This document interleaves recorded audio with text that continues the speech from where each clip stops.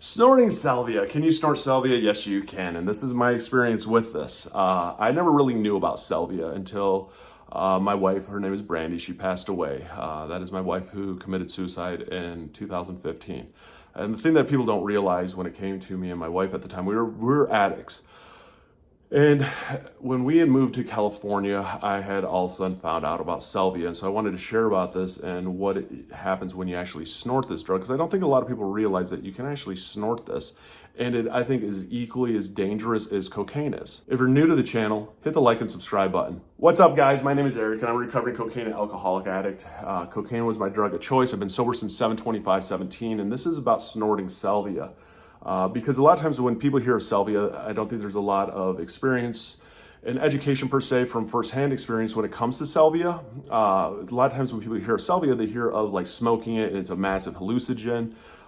People talk about like smoking it and like the person's not even there. They're almost like a zombie, and then they kind of snap out of it and they don't realize like an hour passed.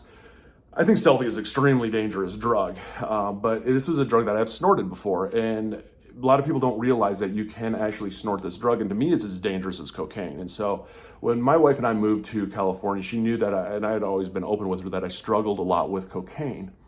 And we had just moved. I think we were in California for maybe a month, and this was before we really started going downhill with our addiction. And we were like, "Hey, let's go see the Walk of Stars." And so we went to downtown LA to the Walk of Stars. If you've ever been there, it's a very hideous, nasty place. What they show on the news is not at all how it is.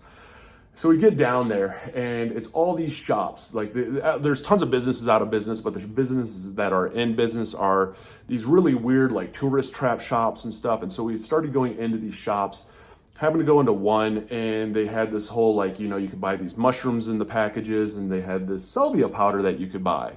And she looked at me and she's like, "Hey, have you ever done this before?" I'm like, "No." She's like, "Oh, well, we got to get some. We got to try it." I was like, "Okay." And of course, they sell it as like a plant fertilizer, and it came in this little container like this big. And so we bought it, and we bought some of those shroom things. We ate at Hooters. That's right across from the Chinese theater. End up going home, and we eat these big ass mushrooms and stuff on the way home. And I was always obsessed with putting things up my nose. And so we get home, I was off again the next day. So she lays out these two lines, and we do a line each. And man, it went down smooth. It didn't burn. It gave me a drip. It gave me a good aftertaste. And I don't know if there was Coke mixed in it or what, but it made me feel like I was on cocaine. And she used to always look at me and be like, "Dude, you get crazy eyes." Because I did. I like when I became like obsessed. If you look at an addict's eyes, as soon as you get high or you want something, like you have a different look in your face.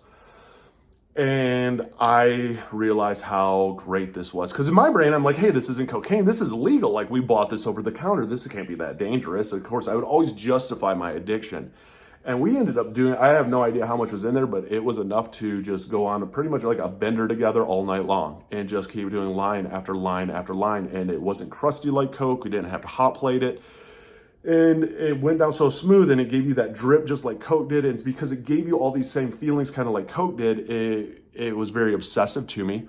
Didn't get a lot of hallucinations out of it, but I did feel very numb. Like my body felt a lot different than it did in Coke. I didn't have like the big mood energy. It was like cocaine mixed with like acid. And so it gave me just this weird feeling, but good euphoric feeling, which was dangerous as all hell.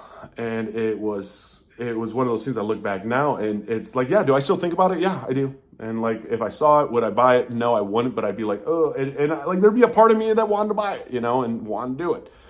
But I know myself well enough.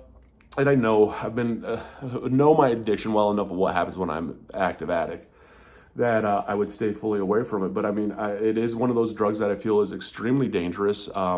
There are many different forms that you can take this drug, and just because anything can be bought over the counter doesn't mean that it's safe. And unfortunately, we as addicts will play into that a little bit. Like, oh, if it's sold over the counter, it's obviously safe, it's legal, I'm not going to get in trouble for this.